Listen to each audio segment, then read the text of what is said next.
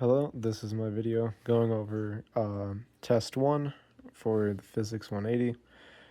Um, I'll just go through each question and how I got there and the answers and what I used to get there, and hopefully that'll work.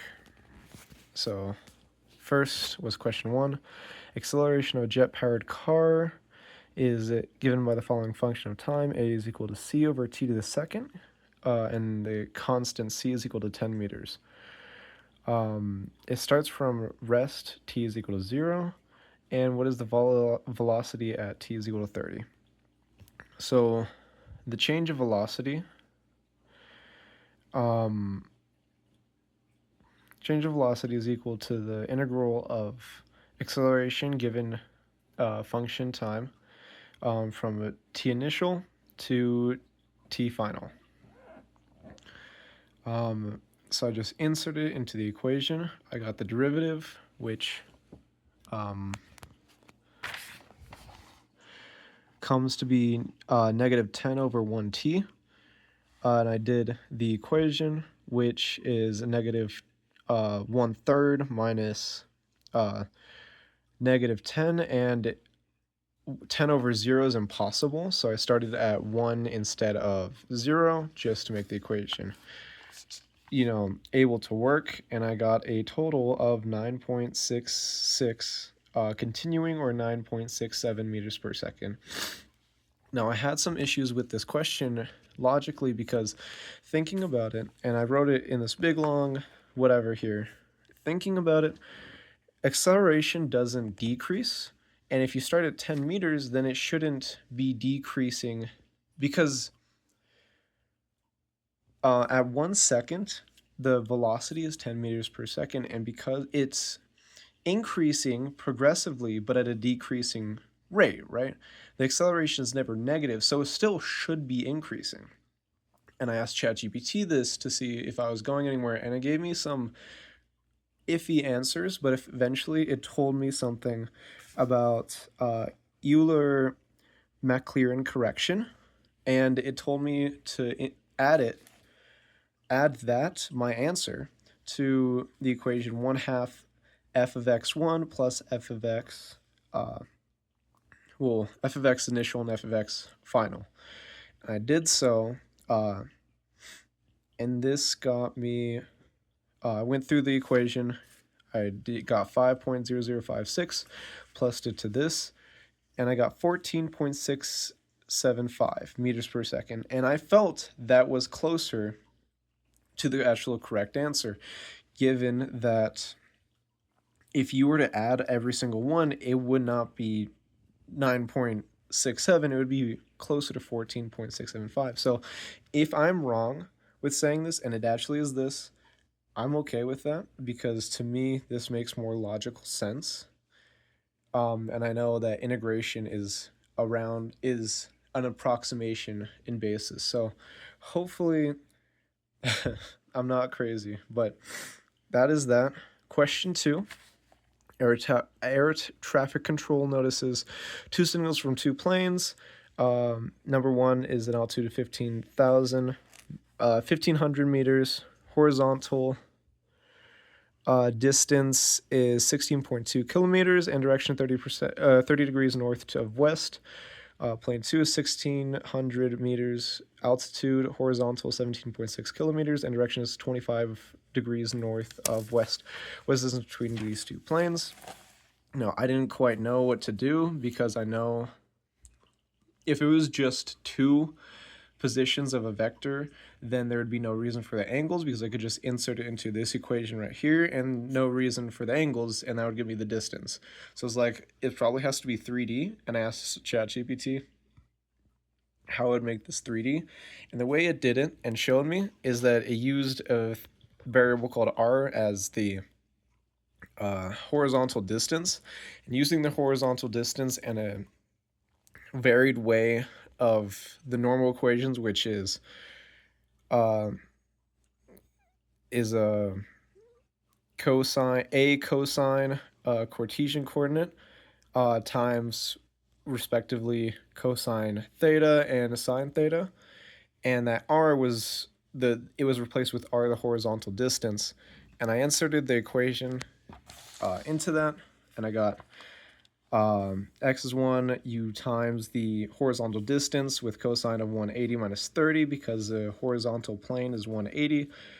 So it gets 150, and that gives me negative 14,029 meters.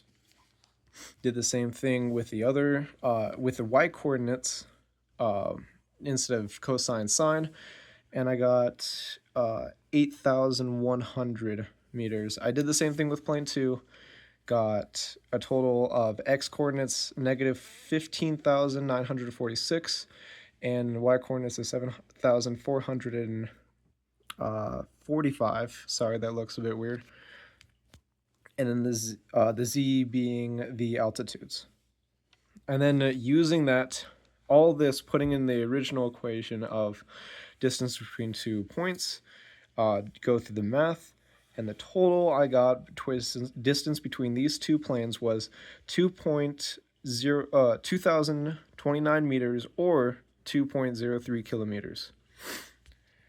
When it comes to question 3, a long thin rod of a total length L applies along an x-axis, linear mass density given, I think that's the wavelength, if we were talking about wavelengths, but it's, I forget the Greek name for it. B, x to the fourth, b is a constant, x is the distance from the left end. Find the location of the center of mass on the rod in terms of L, left end as the origin. And I remember the equation RCM is equal to 1 over m total mass integral of RDM. That was the first equation that I was taught in the class. So m, the integral of dm, and which you can just put into integral RDM over integral dm. B is a constant, so I can put it out of the integral, which I did in all these equations. And given this symbol of x is b of x to the fourth d of x, which would be dm, right? Because if this is x, the r right here is the x, we can say this is a function of x, and it works out in the equation, which would be x times b of x to the fourth over the integral of bx to the fourth. And just doing the math linearly, we get b is x to the 6 over x, over 6, and then over b x to the 5th over 5th. We do these together, get rid of the b, divided by each other, which becomes a multiplication, and then it's 5 over 6 L, which is the center of mass along the length of the rod. Question 4. A military drone is at an altitude of 1,000 meters at a speed of 30 milliliters per second and is diving downwards at 20 degrees below below the horizontal axis and releases a test bomb. The ground is perfect level. A, find the distance downrange that bomb hits the ground, and B, find the time it takes the bomb to hit the ground. Drew a little diagram that was shown, maybe use some triangles to be like, oh, figure it out, and I got negative 30 because it's going down 30. Negative 30, the cosine of 20 degrees, which is this one, given that this right here, this angle is 30 meters per second, and then got the y doing sine instead because it's the opposite angle. And then use the free-for-all acceleration equation, which is y is equal to v initial down acceleration times t plus 1/2 gravity t to the second. Inserted my numbers that I got and eventually came to this, which needed a quadratic equation. Inserted the quadratic equation, negative 10.26 plus or minus square root 10.26 to the second minus 4.905 times negative 1,000 over 2 times 4.905. Went through the equation, got to time, which the time became 13.27, which was the answer to question B. Once we got the answer to question B, we could get x, right? Question A. Because x, the horizontal displacement, is the velocity times the time. And we knew the velocity, which we got earlier up here. We didn't know the time, which we now know, and we just times these two together to get a total distance of 375 meters.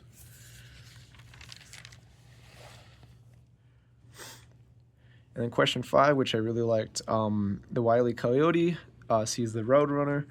The runner runs along a straight, flat path at a velocity of 45 meters per second. When it passes Wile E from rest starts his rocker-powered roller skates and starts pursuing the runner. His skates have a constant acceleration of 15 meters per second squared. They can do this for 3.5, and then they reach a constant velocity, which there's no friction, and it keeps at that constant velocity. Once he catches, the pursuit's over. A, what is Wile E's maximum velocity?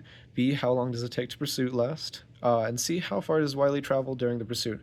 So A was pretty easy. You just go 15 meters per second squared times the time, which is 52.5 meters per second.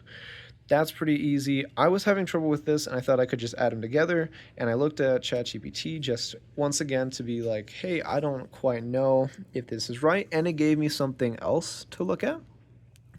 An equation very similar to free-for-all acceleration, almost identical, which kind of makes sense. So I just put it in, and velocity at time 0 is nothing because it was rest. Half the velocity times the time to the second, which is, doing the math, is equal to 91.875 meters, right? So that's the meters during velocity. And I was following his steps, ChatGPT's step, after giving him the problem, just a bit to make sure I was doing everything right, and actually came across a problem where it added these together instead of minused, which is getting the velocity of the Roadrunner and the time, I got how far he traveled, minus that is the distance between them and the velocity between them, the difference in velocity relative,